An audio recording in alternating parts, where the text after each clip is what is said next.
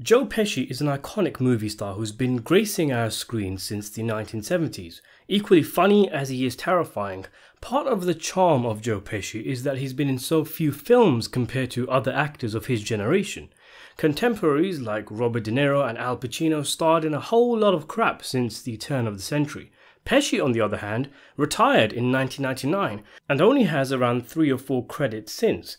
Being a staple of Martin Scorsese gangster films like Goodfellas and Casino, Scorsese managed to convince him for one last mob outing with the Irishman after a reported 50 attempts at asking him, and I think most of us were resigned to his Oscar-nominated turn being the last we saw of Pesci, happy enough that he chose to do the film and gave a magnificent performance.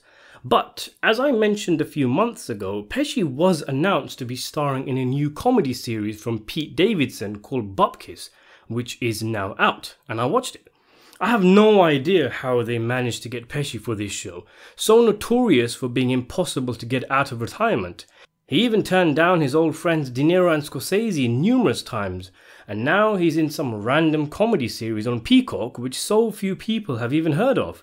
I'm guessing he's friends with Davidson or something. In fact, there's a lot of famous faces that pop up in this show, like Edie Falco, Brad Garrett, Ray Romano, Bobby Cannavale, Steve Buscemi, Method Man, and a whole lot of others. It's almost as if Pete Davidson is basically saying, look how many famous people I know.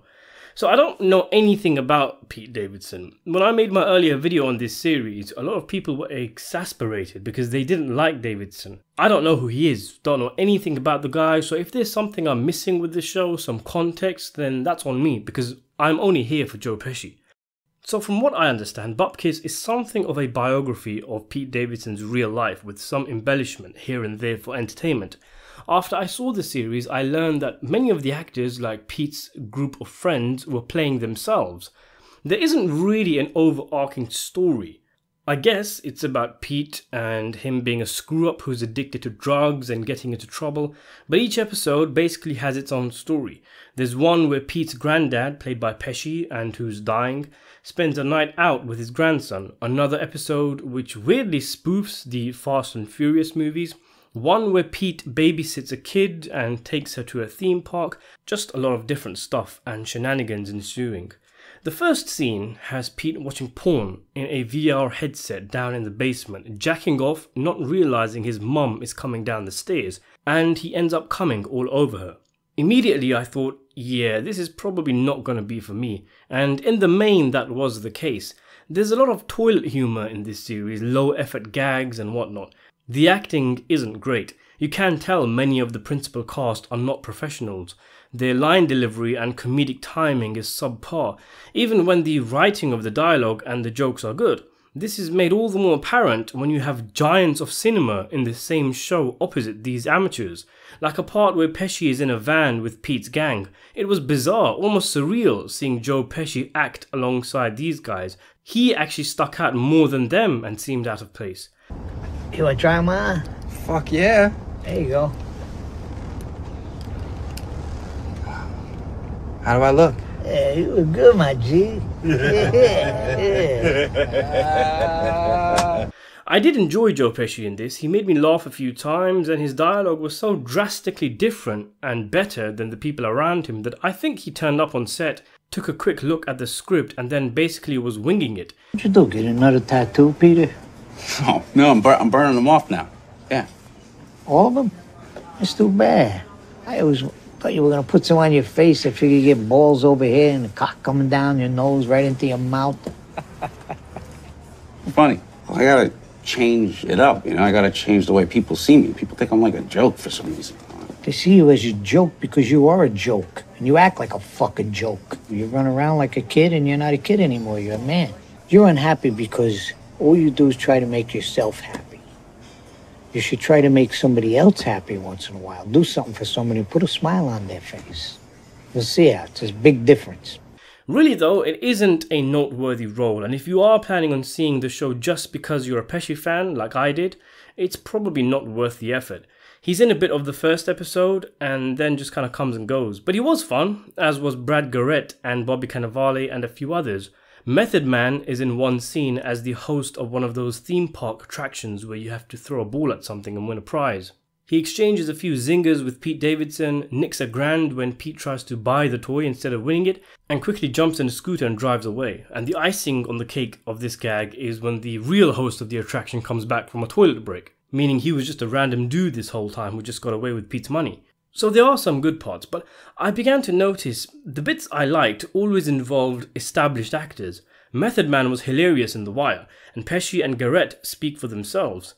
This, I think, is where the problem is. The writing usually isn't that great. The actors make it great, but they aren't in it enough. Most of the show is about Pete, his mother, and his friends.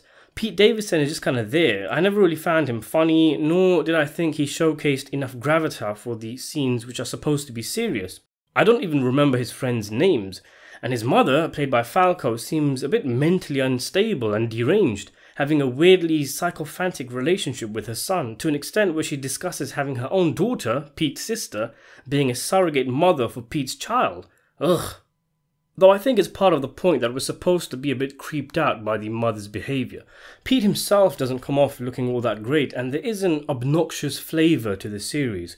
Everyone who exists in this universe is there to pivot off Pete, to talk about him, to be there for him in some way.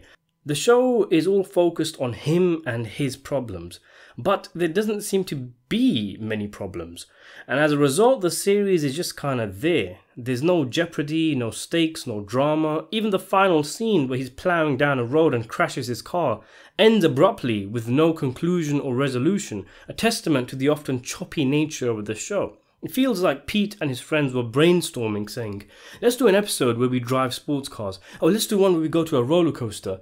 Let's put all our favourite songs in the show, but with no rhyme or rhythm in all of this. There is definitely that quality to the show of making something with your group of friends, the chance to party and do drugs and film a TV show on the side. But then why am I here watching these people have fun, and then watch Pete start wallowing for no reason with the odd cameo from an A-lister? There is an aroma of narcissism and self-interest. The phrase rich people problems comes to mind when watching the show, and elements feel out of touch. Like at one point, Pete wants to be a dad, so he takes out a young girl he knows on a fun day out and leaves feeling happy that he could make a great dad. But as even a child would know, there's more to parenting than buying a kid an ice cream and going on a roller coaster. However, he does get called out on this, with one character saying all you did was babysit for a few hours, you're not ready to be a parent. So perhaps the show is more self-aware than I'm giving it credit for. It is perhaps a tone-deaf, woe-is-me vanity project, or a freshly honest self-portrait of a douchey celebrity, warts and all, where the main actor doesn't mind coming off looking like a jerk, because he actually is one, and acknowledges it. Of course, it may be that this is just made for hardcore Pete Davidson fans, and it just ain't for you, Signorante. And that's fair, I accept that.